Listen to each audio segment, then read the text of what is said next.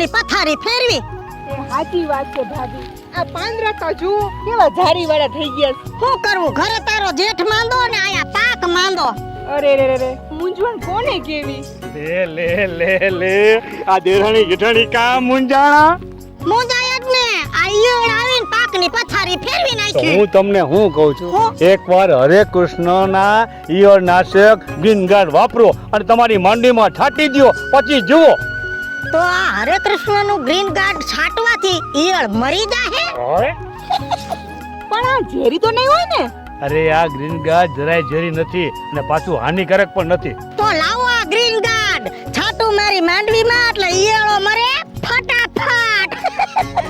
તમામ પ્રકારની ઈયળો જેવી કે લીલી ઈયળ, કાબરી ઈયળ, ગુલાબી ઈયળનો નાશ કરતી એકમાત્ર ઓર્ગેનિક દવા એટલે હરે કૃષ્ણ ફાર્માટેકનું ગ્રીન ગાર્ડ ઈયળનાશક દવા જે બિનઝેરી છે. તો ગ્રીન ગાર્ડ દવાનો છંટકાવ કરો અને ઊભા પાકને ઈયળથી બચાવો.